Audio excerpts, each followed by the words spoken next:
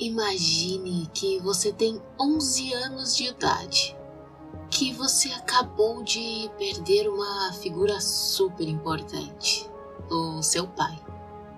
E sua mãe, numa demonstração de pragmatismo aristocrático, decide que o melhor para o seu luto é um retiro rigoroso de 6 meses para meditar sobre Manjushri, o Buda da sabedoria. Pois é, a maioria das crianças dessa idade mal consegue se concentrar em uma refeição sem derrubar o copo de suco. Mas você não é uma criança comum. E então, após 6 meses de isolamento, aos 12 anos, superando obstáculos que fariam um adulto chorar, você não apenas termina o retiro, o próprio Manjushri aparece na sua cabana, não trazendo palavras de conforto ou brinquedos divinos. Ele traz 4 versos, 4 curtas linhas, afiadas como navalhas, que não apenas resumem todo o caminho Mahayana para a iluminação, mas que se tornariam a espinha dorsal de uma das maiores escolas do budismo tibetano. Então fique comigo, porque hoje, no quadro Mentes Despertas do podcast Monge no Sofá, nós vamos conhecer a vida e a história de Sachen Kunga Nimpo, o homem que foi o primeiro dos 5 grandes patriarcas da tradição Sakya. Um gênio tão formidável que, ao ouvir um tratado filosófico denso por apenas uma vez, o memorizava e o compreendia por completo. Um mestre que, ao receber o ensinamento mais precioso de sua linhagem, foi proibido de falar sobre ele por 18 anos. E cumpriu a promessa. O professor, cuja compaixão foi tão grande que foi capaz de perdoar um discípulo enviado para assassiná-lo. E, ainda, o homem que tinha o poder de estar em 6 lugares ao mesmo tempo, que mostrava mandalas brilhantes nas solas dos pés, e cuja morte se manifestou em 4 corpos diferentes partindo para 4 terras puras distintas. Prepare-se que hoje iremos viajar para o Tibete do século XII e conhecer o garoto que ouviu o universo em 4 linhas. Olá, monges de sofá! Bem-vindos ao Mentes Despertas, o quadro do podcast Monge no Sofá, que é dedicado às vidas extraordinárias daqueles que moldaram o Dharma. Aqui abrimos as portas para as histórias reais e às vezes quase impossíveis dos mestres que mantiveram a chama da sabedoria acesa através dos séculos. São vidas que atravessam continentes, filosofias, provações e renascimentos. São vozes que ainda ecoam porque tocaram aquilo que não envelhece. Sente-se, respire comigo e permita que cada episódio seja como acompanhar o caminhar de uma mente que se tornou livre.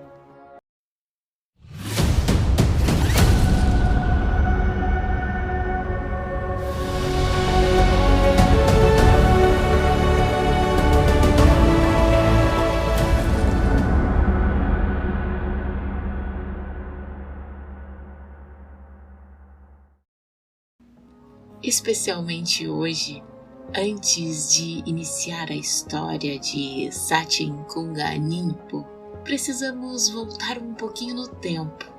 Este episódio vai começar de um jeito um pouquinho diferente.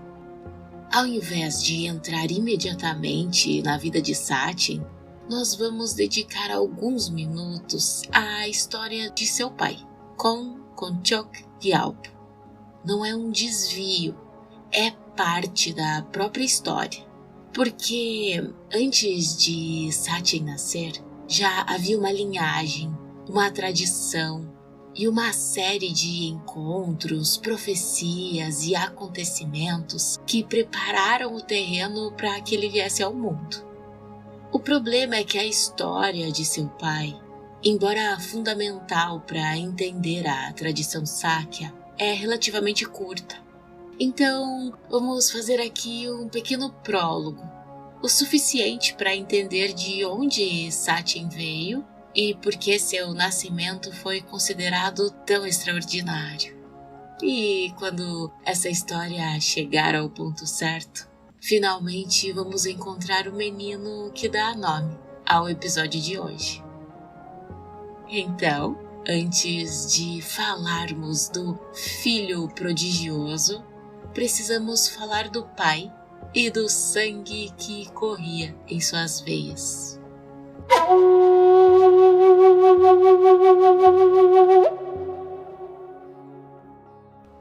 A família de Sachin não era qualquer família. Eles pertenciam ao nobre clã Kon. E quando dizemos nobre, não estamos falando de títulos comprados. Estamos falando de uma linhagem que descende diretamente de Kon Nagendra Rakshita, um dos discípulos diretos e mais importantes do próprio Guru Rinpoche, Padmasambhava. A tradição nos conta que Padmasambhava confiou a Nagendra Rakshita os ensinamentos e iniciações da divindade Vajrakhilaya, e o discípulo teria praticado com tanto afinco que, como sinal de sua realização, ele conseguia manter o seu sino e Vajra suspensos no ar. E foi esse poder, essa herança de magia e iluminação, que passou de geração em geração na família Kon. Mas havia algo mais. Havia uma profecia. Séculos depois, quando Atisha, o grande mestre indiano, viajava pelo Tibete em sua jornada missionária, ele passou pelo pico da montanha Drongnu. De lá, ele olhou para a montanha Pempo e viu 2 iaques selvagens pastando em suas encostas. Seus discípulos ficaram super curiosos e perguntaram o que é que aquilo significava. E Atisha teria respondido que aquele era um sinal de que no futuro os 2 Mahakala, os 2 protetores do Dharma, realizariam atividades ali. E ainda se conta que quando Atisha chegou a Jaktsal Gang, ele desmontou de seu cavalo e pediu que a sua comitiva arrumasse oferendas. E então ele fez extensas prostrações para a terra branca daquele lugar. E seus discípulos ficaram super confusos, se perguntando por quê. E Atisha teria respondido que ali, na superfície daquela terra branca, havia 7 sílabas Di, uma sílaba Ari e uma sílaba Hum. E então ele profetizou que 7 manifestações de Manjushri, que uma manifestação de Avalokiteshvara e uma manifestação de Vajrapani apareceriam ali. E que depois disso, outras manifestações dos senhores das 3 famílias apareceriam continuamente naquele lugar para realizar atividades em benefício de todos os seres. E então chegou o ano de 1073. O pai de Sachin, Konchok Gyalpo, estava viajando pela região de Tsang. Ele havia estudado com o formidável Drogmi Lotsawa, um tradutor brilhante que havia viajado à Índia e trazido os preciosos ensinamentos do Lamdré, o caminho e seu fruto. Konchok Gyalpo buscava estabelecer uma transmissão que enfatizasse tanto o rigor intelectual quanto a prática meditativa, uma abordagem que se tornaria característica da tradição que ele fundaria. E buscando um lugar para estabelecer essa nova ordem, Konchok Gyalpo olhou para a encosta de uma montanha e viu um pedaço de terra cinzenta e pálida. Em tibetano, terra pálida se diz Sakya. E foi ali, naquele solo descolorido, que ele fundou o mosteiro de Sakya. Ele não sabia, mas estava plantando a semente de uma instituição que, 2 séculos depois, governaria todo o Tibete sob a bênção dos imperadores mongóis. Konchok Gyalpo tornou-se então o primeiro Sakya Trizin, o detentor do trono de Sakya. Ele ensinou, construiu e consolidou, mas seu maior legado ainda não havia chegado. Konchok Gyalpo tinha 2 esposas. A sua primeira esposa se chamava Dorje Chukma. Ela era nobre e dedicada, mas eles não tiveram filhos. Já sua segunda esposa era Matik Changmo, uma mulher de Karkonglung, uma região conhecida por suas minas de ouro e cristal de quartzo branco. E o encontro entre eles é uma história muito impressionante. Envolve um mestre extraordinário chamado Namkalpa. Namkalpa era o guru raiz de Konchok Gyalpo, seu mestre espiritual mais importante. E ele não era um lama comum. Era um grande yogi que passava seus dias em meditação profunda, em um estado de consciência chamado clara-luz. E nesse estado elevado, ele podia ver além do véu do mundo ordinário. Ele podia enxergar o futuro. E foi em uma dessas meditações que algo extraordinário aconteceu. Uma noite, Namkalpa teve uma visão. Ele viu um ser luminoso no céu sobre a região de Kargonglung.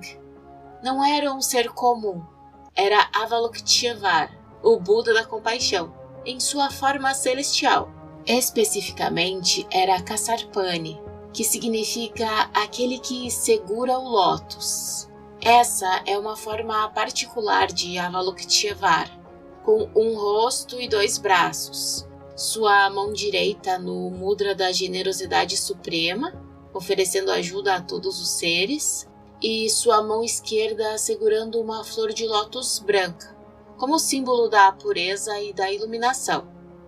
E ele estava cercado por uma tenda de luz de arco-íris enrolada e coberto de seda e joias celestiais. Namkalpa compreendeu imediatamente o significado dessa visão. Avalokiteshvara estava prestes a nascer no mundo. Não era apenas uma profecia vaga, era uma visão clara de um ser sagrado que viria encarnar. E Namkalpa sabia exatamente onde e com quem isso aconteceria. Então Namkalpa fez algo que parecia simples, mas que era profundamente calculado. Ele começou a convidar Konchok Gyalpo repetidamente para visitá-lo. Konchok Gyalpo, respeitando seu guru, aceitava. Eles passavam horas discutindo Dharma e o discípulo às vezes permanecia na casa do guru ou, quando eles terminavam antes, ele retornava para casa. Mas uma noite, Namkalpa fez algo diferente. Quando a discussão durou quase até o pôr do sol, ele não fez o que Konchok Gyalpo esperava. Ao invés de convidá-lo para ficar em sua casa, porque já estava muito tarde, Namkalpa fez uma proposta estranha. Ele disse: "Você deveria passar a noite em Karkonglung. Vá até lá agora." Konchok Gyalpo ficou um pouco confuso, desapontado. Ele já estava cansado e queria mesmo era passar a noite ali, sabe? Karkonglung era mais próximo que sua casa, mas ele queria ficar ali com o guru. Mas tá, ele saiu a contragosto e pensou que ia para casa mesmo. Mas conforme ele caminhava pela montanha Truma, algo se transformou em seu coração. Ele refletiu sobre tudo que Namkalpa havia feito por ele e tomou uma decisão. Ele entendeu que o guru sabia algo que ele não sabia e decidiu confiar nele e fazer exatamente o que ele pediu. Então ele virou seu cavalo e seguiu para Kargonglung.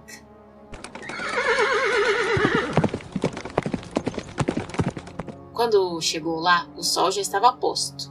E naquele exato momento, naquele preciso instante, Matik Shenmo estava saindo de sua casa para buscar água na fonte. E eles se encontraram no caminho, sem nenhum arranjo prévio, sem ninguém planejando. Apenas a origem independente, auspiciosa, funcionando perfeitamente. Kon perguntou a ela sobre um lugar onde ele poderia passar a noite. Matik, com muito respeito, o convidou para sua casa. Ele então pediu algo para comer e beber. Ela lhe trouxe chang, que é a cerveja tibetana, em uma xícara perfeita, sem rachaduras e nem falhas. Pensando que aquilo era um sinal muito auspicioso, ele bebeu. E, seguindo as instruções silenciosas de seu lama, ele ficou à noite. E segundo a tradição, naquela noite, através da união de Konkonchok Gyalpo e Matik Shenmo, aquele Avalokiteshvara que Namkalpa havia visto em sua meditação, aquele ser de luz celestial encarnou no mundo. Uma alma sagrada entrou no útero dela. Meses depois, Namkalpa disse a Konchok Gyalpo que ele deveria convidar Matik Shenmo para ficar na residência dele, do guru, e que ele faria o que quer que fosse apropriado para ela, como rituais de cura e oferecimento de serviço. E assim, através de um mestre em meditação profunda que era capaz de ver o futuro, através de sincronicidades orquestradas pela própria estrutura do universo, o Buda da Compaixão estava prestes a nascer no Tibete. Satyen Kunga Nimpo estava vindo.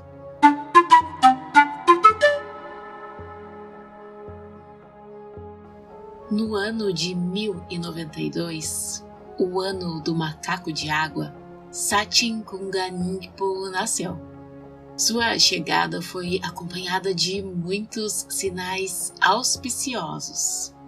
Seu local de nascimento é marcado até hoje pela estupa de Domandumara, em Truma. Essa estupa foi construída por Ngachang Chok Gyalpo no século XVI, baseada em instruções do Kalachakra Tantra. Originalmente, a placenta de Satyen foi colocada em uma estupa que com o tempo ficou coberta por rochas e cascalho.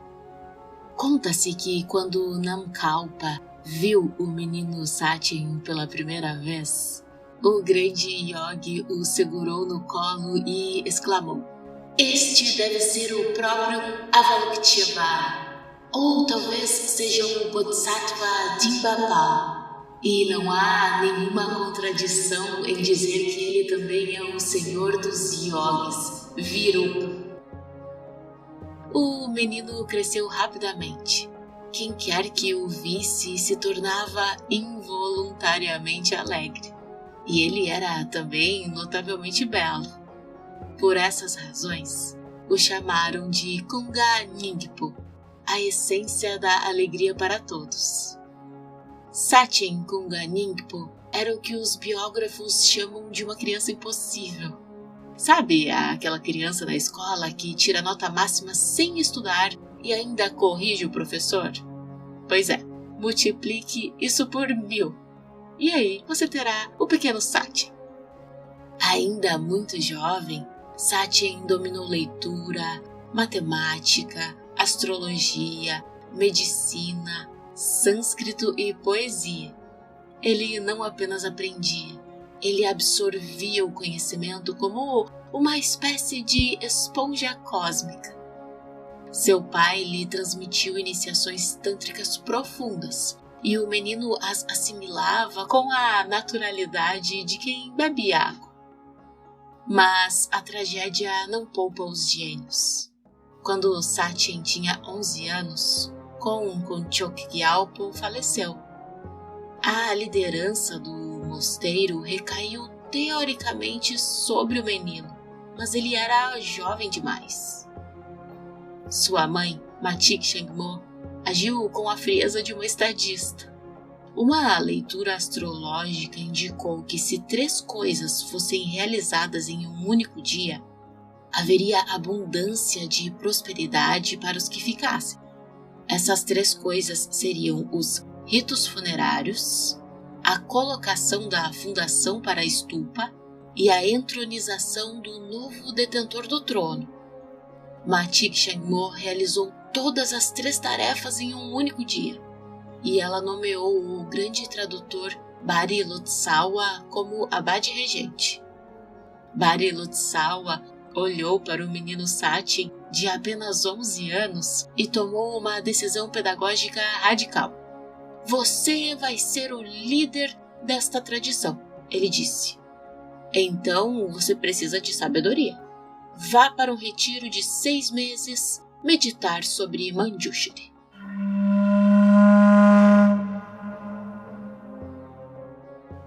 Agora imagine a cena comigo. Um menino de apenas 11 anos, trancado em uma cabana, meditando sobre o Buda da sabedoria. Pois é, os textos tradicionais dizem que obstáculos surgiram. Provavelmente a mente de uma criança lutando contra o tédio e o isolamento, se manifestando como demônios internos. Mas Bari Lotsawa era sábio. Ele deu a Satyen a iniciação de Aryachala, o imóvel, a divindade protetora que corta os impedimentos com a sua espada. Segundo a tradição, funcionou. Os obstáculos foram pacificados e Satyen prosseguiu com a prática. E assim, aos 12 anos, após 6 meses de isolamento absoluto, a parede entre o mundano e o sagrado desabou. Manjushri apareceu. E ele não deu a Satyen um manual de instruções de 1000 páginas. Ele deu 4 versos. Os famosos se afastando dos 4 apegos. E são eles. Se você está apegado a esta vida, você não é uma pessoa do Dharma. Se você está apegado à existência cíclica, você não tem renúncia. Se você está apegado ao seu próprio propósito, você não tem bodhicitta. Se surge a apreensão, você não tem a visão. E, como se isso não fosse o suficiente, Manjushri emanou 7 espadas de sabedoria de seu coração que penetraram o coração de Satyen. Uma profecia viva. 7 emanações de Manjushri nasceriam em sua linhagem. Seus descendentes seriam 7 vezes abençoados pela sabedoria do Buda. O menino Satyen saiu do retiro não apenas como um prodígio, mas como um mestre realizado. Ele havia conversado com a divindade da sabedoria e recebido uma promessa que se estenderia por gerações.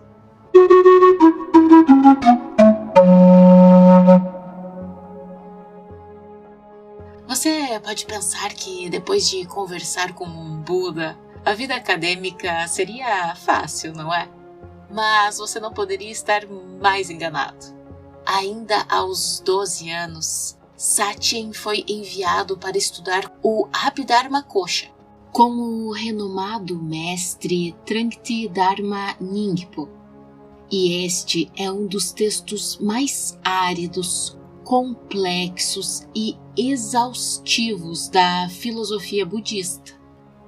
Mas, quando o herdeiro de Sakya chegou ao mosteiro do mestre, havia um problema logístico. superlotação. Não havia quartos. O menino que conversava com deuses teve que improvisar uma barraca com um cortinado lá no pátio do mosteiro. E aqui a história nos dá um caos que mostra que Satyen não era apenas um cérebro gigante, mas um coração imenso. Um monge que morava perto do seu cortinado contraiu varíola. Naquela época, varíola era basicamente uma sentença de morte solitária. As pessoas fugiam dos doentes. Mas Satyen, movido por uma compaixão brutal, cuidou do monge até ele se curar completamente. E qual é que foi o preço disso? Pois é, o próprio Satyen contraiu a doença e quase morreu. Sua mãe teve que viajar para cuidar dele e ele sobreviveu, com cicatrizes, mas vivo. E a tradição conta que quando finalmente se sentou para ouvir os ensinamentos do Abhidharmakosha, ele provou por que era Satyen. O mestre Trungti recitou e explicou o texto inteiro. Satyen ouviu uma vez, apenas uma, e ao final, ele não apenas havia memorizado cada palavra, ele havia compreendido cada nuance do significado.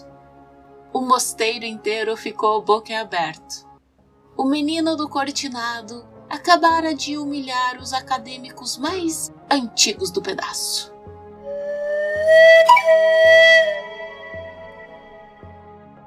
Então, conforme eu contei para vocês, Satyen se recuperou da varíola.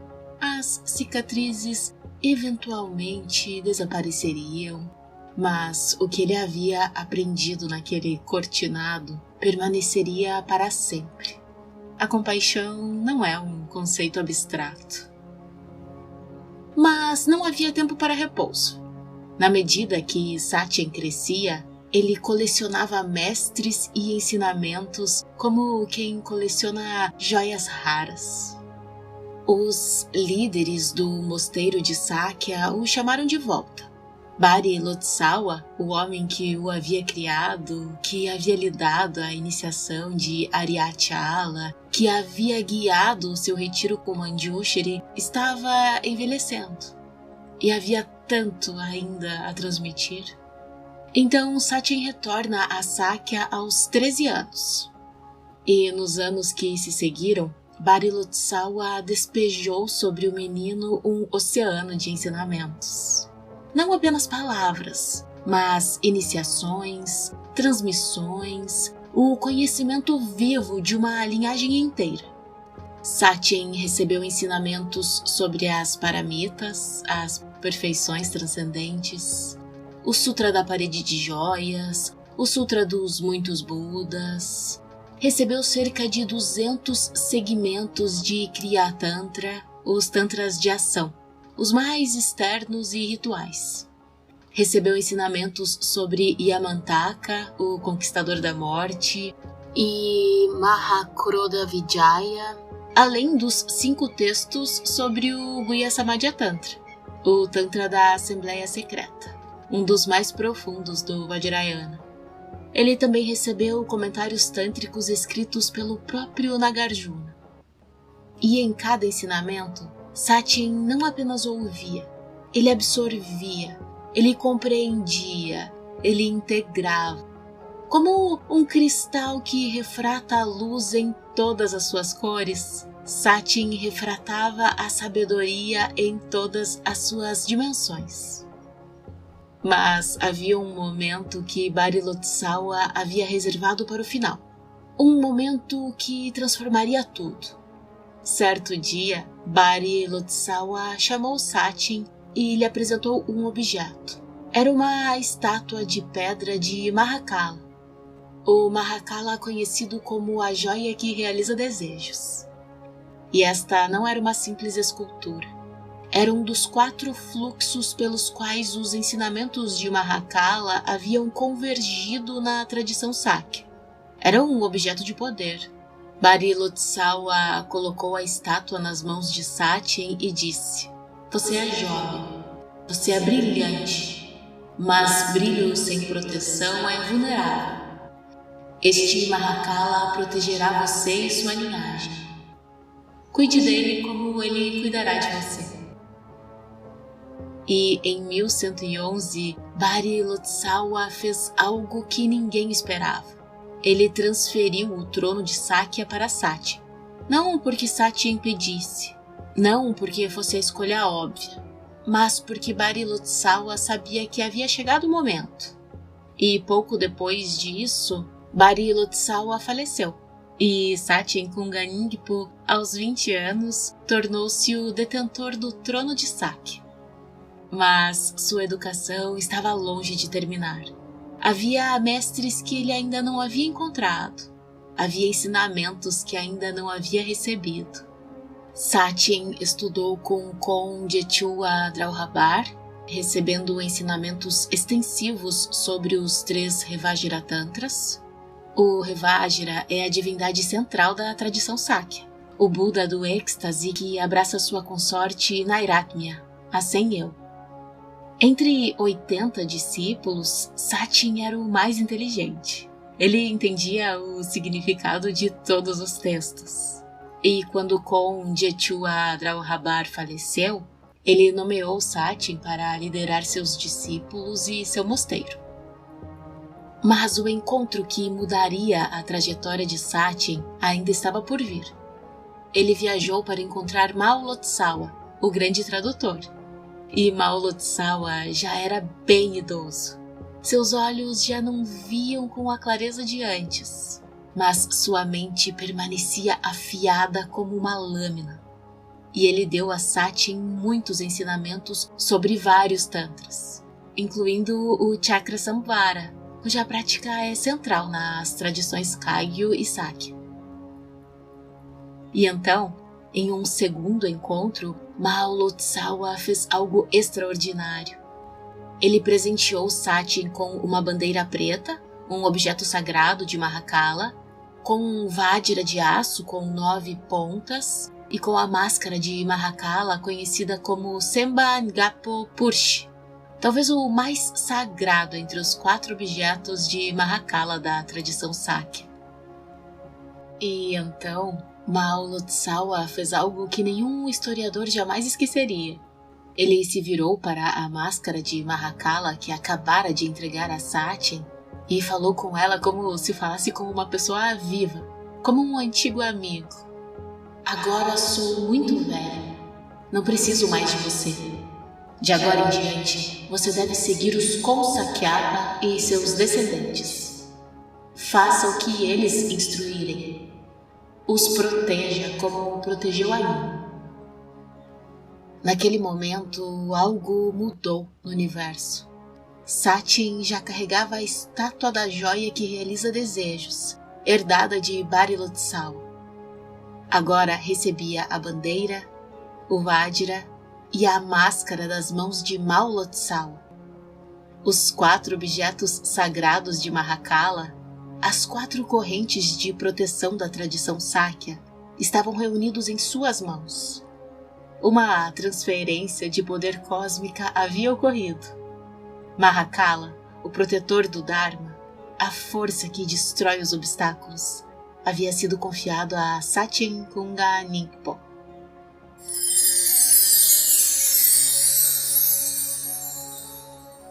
Mas ainda havia um tesouro que Satyen buscava. Um ensinamento que o definiria não apenas como mestre, mas como patriarca. Ele procurou o grande lama Shangtong Chobar. Procurou e procurou até finalmente encontrá-lo em Saktang. E então, por 8 anos, Satyen recebeu o ensinamento mais precioso da tradição Sakya, o Lamdre, o caminho e seu fruto. Quando o treinamento terminou, a tradição conta que Shangtong Chobar olhou para Satyen e impôs uma condição que faria qualquer influenciador digital moderno ter um colapso nervoso. Ele disse: "Por 18 anos, Não deixe nenhum nome deste ensinamento passar por seus lábios. Não o ensine, não o escreva, não o transmita. Depois de 18 anos, ele será seu e você fará o que quiser. 18 anos. Imagine ter a chave do universo na cabeça e não poder tuitar sobre isso. Satyen fez um voto silencioso. E, para não esquecer o vasto sistema do Lamdré, ele o repassava mentalmente uma vez por mês e recitava seus versos raiz 6 vezes ao dia. E ele governou o mosteiro de Sakya. Construiu templos, guiou monges, mas sobre o Lamdré ele manteve um silêncio de tumba. E algo aconteceu durante esses anos. A tradição conta que Satyen sofreu uma recaída de uma doença anterior e, de repente, esqueceu completamente todos os ensinamentos de Dharma que havia recebido. Ele ficou extremamente angustiado. Não havia guru de quem pudesse pedir novamente os ensinamentos preciosos do Lamdré, e não havia textos escritos disponíveis. E então ele entrou em retiro e fez preces fervorosas ao seu guru raiz e à tríplice joia.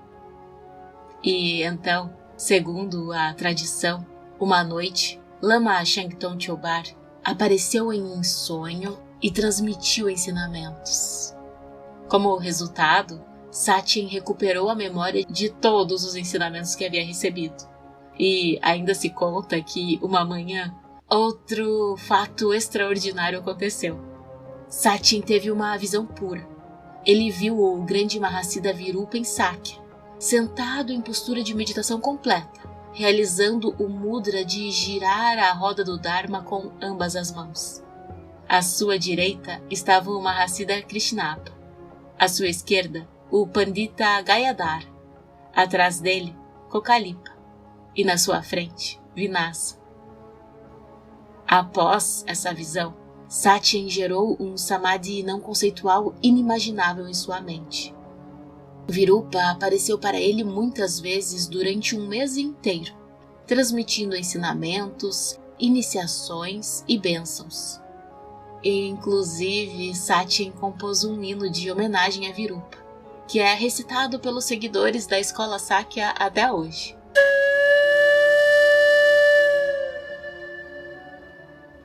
E exatamente 18 anos após receber a instrução de silêncio a respeito do Lamdré, um lama chamado Aseng bateu à sua porta e pediu o ensinamento. Satyen sorriu. O tempo havia acabado. O cofre estava aberto. Ele não apenas ensinou Aseng, mas começou a escrever. Ele produziu 11 comentários sobre o Lamdré, sistematizando o conhecimento que se tornaria a glória intelectual e espiritual da escola Sakya. Shangtong Chobar havia profetizado que se Satyen apenas praticasse, ele atingiria a realização suprema naquela vida. Mas se ensinasse, ele beneficiaria inúmeros seres. Satyen escolheu ensinar. Ele preferiu ser a ponte pela qual outros atravessariam. Satyen Khonga Ningpo era completo. Ele tinha toda a sabedoria que um mestre poderia acumular. Ele havia estudado com os maiores professores do Tibete. Ele possuía os objetos sagrados de Mahakala, a bandeira, o Vajra, a máscara, a estátua. Ele havia recebido o Lamdré, o ensinamento que se tornaria a glória intelectual e espiritual de sua linhagem. Ele era um mestre formidável. Mas há um princípio universal que os antigos conheciam bem. Quanto maior a luz, maiores as sombras que ela projeta. E quanto mais brilhante um mestre, mais intenso é o ciúme daqueles que não conseguem brilhar. Satyen estava prestes a descobrir que sua sabedoria e compaixão atrairiam não apenas discípulos devotos, mas também inimigos desesperados. e que, às vezes, a maior prova de um mestre não é a sua capacidade de transmitir, mas sua capacidade de perdoar. A fama atrai devotos, isso é inegável, né? Mas também atrai inimigos. E no Tibete do século XII, a inimizade às vezes se resolvia com magia destrutiva e objetos pontiagudos. A tradição conta que havia 2 feiticeiros poderosos, Lachen Taktsa e Rewa Zugu, e eles morriam de ciúme e de inveja da influência de Sati. Por isso, eles decidiram eliminar a concorrência.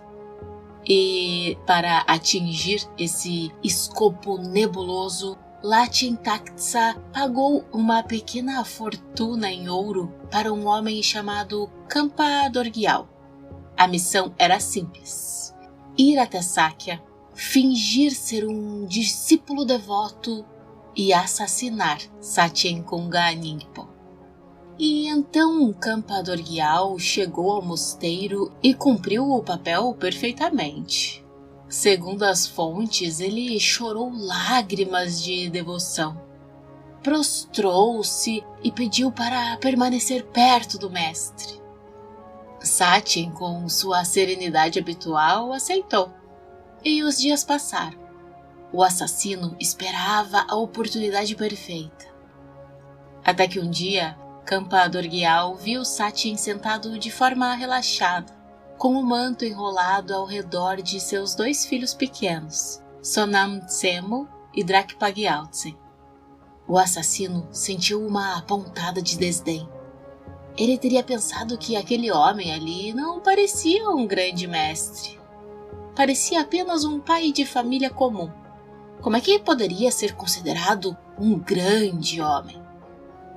Mas como nós sabemos, Sachen Kunga Ningpo não era apenas um pai. Ele era um Buda vivo. E através de sua clarividência, Sachen leu a mente do assassino como se fosse um livro aberto. E ele teria chamado Kampa Dorgyal e perguntado com a calma de quem pergunta as horas: "Você tem algum pensamento errado, assim, passando por sua mente?" A tradição diz que Kampa Dorgyal congelou, que o terror tomou conta dele. E antes que pudesse responder, Sachen disse que era muito perigoso ter pensamentos desrespeitosos sobre o mestre. E então, num gesto de poder silencioso e absoluto, Sachen esticou as pernas e mostrou a sola de seus pés. Ali, gravadas na carne, brilhando mais claramente do que se tivessem sido pintadas por um mestre artesão, estavam mandalas tântricas perfeitas. Absolutamente deslumbrado com aquela visão, o assassino desabou. Ele confessou tudo: o ouro, os feiticeiros, o plano de assassinato. Ele abriu o bico. Mas Sachen não o expulsou nem o puniu. Ao invés disso, ele o perdoou. É dito que Kampa Dorgyal, completamente transformado, voltou aos feiticeiros, mentiu dizendo que Sachen estava morto e, seguindo instruções ocultas, sabotou os instrumentos mágicos deles. Sachen, em seguida, usou protetores do Dharma para neutralizar a magia destrutiva de vez. O homem que foi pago para matar Sachen se tornou um dos seus discípulos mais realizados. Sachen deu a ele instruções especiais sobre a essência dos ensinamentos que o permitiriam ganhar a budeidade em uma única vida. E Kampa Dorgyal retornou a Kan e meditou. A tradição diz que ele exibiu sinais de ter atingido o grande Siddhi. Há também uma outra história sobre outro visitante desafiador. A tradição conta que um homem de Kan chegou a Sakya e disse algo como: "A menos que você me mostre um sinal de que é uma verdadeira emanação de Avalokiteshvara, eu vou me autoexterminar agora mesmo." E ele disse isso colocando uma faca no próprio coração. Sachin olhou com cuidado e calmamente respondeu que não havia razão para que o homem se apunhalasse, enquanto mostrava a palma de sua mão. Nela havia um olho claramente visível. Avalokiteshvara é frequentemente representado com olhos nas palmas da mão, simbolizando sua capacidade de ver o sofrimento de todos os seres. Esse foi o sinal que o homem de Kam precisava. Ele baixou a faca e se prostrou.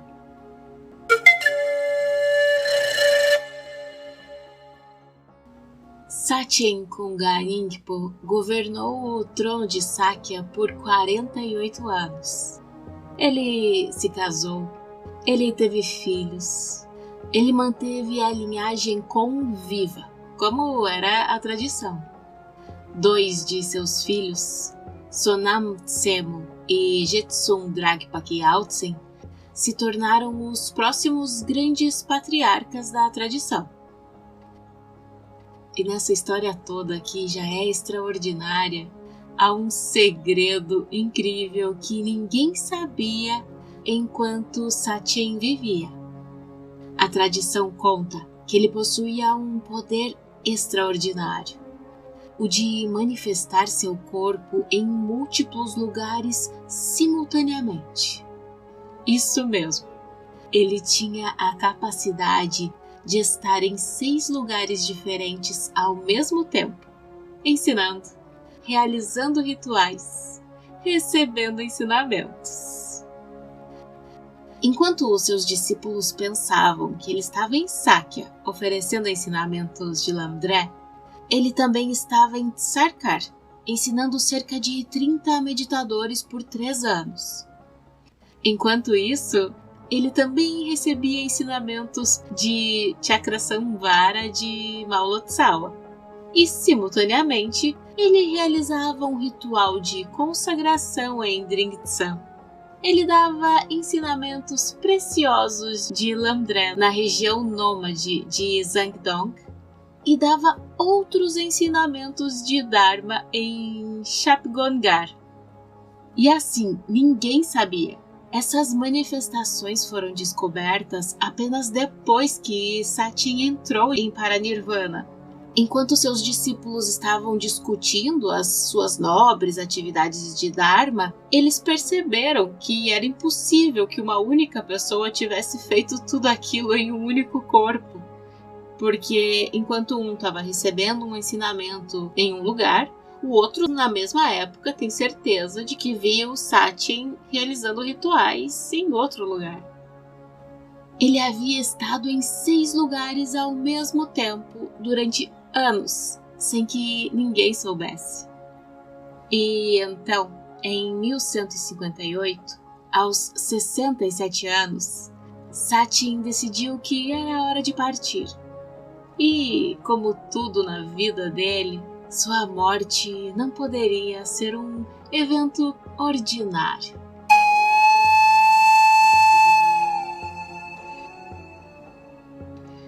Ele estava em Yerukiawokiadong.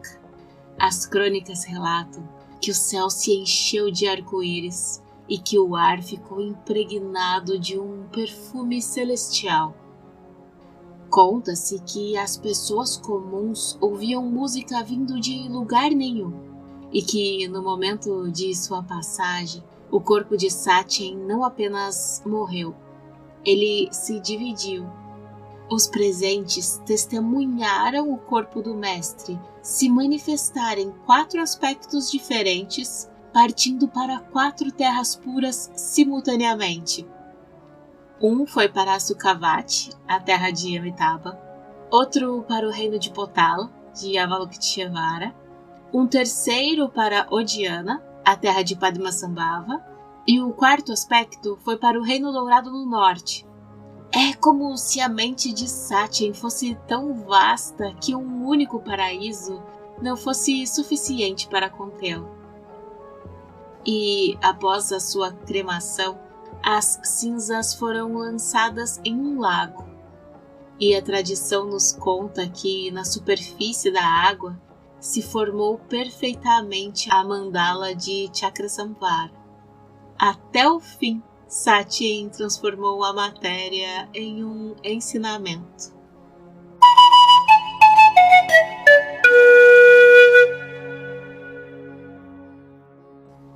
Satyen Kunga Nyingpo foi um homem que sistematizou a sabedoria.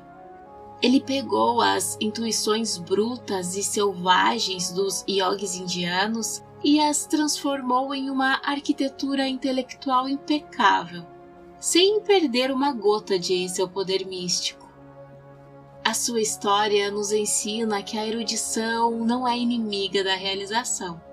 Pelo contrário, quando guiada pela compaixão de quem cuida de um monge doente ou perdoa um assassino, a mente afiada pode ser a arma mais poderosa contra o sofrimento. Ele nos mostra que a sabedoria não é uma abstração, é um olho na palma da mão, é uma mandala brilhando na sola do pé, é a capacidade de estar em 6 lugares ao mesmo tempo para servir ao Dharma, é a morte em 4 corpos simultâneos, cada um partindo para um paraíso diferente. Como Manjushri lhe disse naquela cabana fria aos 12 anos, se você está apegado ao seu próprio propósito, você não tem bodhicitta. Satyen viveu e morreu provando que ele não tinha apegos. Ele tinha apenas o Dharma. E aquelas 7 espadas de sabedoria que Manjushri emanou de seu coração, elas continuam brilhando. 7 gerações de mestres realizados nasceram em sua linhagem, e depois delas, muitas outras. A profecia de Atisha se cumpriu, e ainda hoje, 7 séculos depois, aqueles que praticam o Lamdré, o caminho e seu fruto, estão seguindo o caminho que Satyen Kunga Nyingpo sistematizou e transmitiu. Ele partiu dos 4 apegos e, ao fazer isso, nos mostrou como partir também. Se você gostou desse episódio, não guarde segredo por 18 anos não. Compartilhe. Por hoje é só, queridos ouvintes. Este episódio faz parte da série Mentes Despertas. Uma jornada pelas vidas, visões e paradoxos dos grandes mestres que moldaram o caminho budista. Que as histórias destes mestres ecoem não como memórias distantes, mas como lembretes vivos de quem nós podemos nos tornar. Obrigada por caminhar comigo por mais um trecho da linhagem do Dharma. Ele atravessa séculos porque encontra abrigo em mentes como a sua. Nos vemos no próximo domingo, com outra vida extraordinária que iluminou o mundo. Que esse episódio possa trazer benefícios a todos os seres.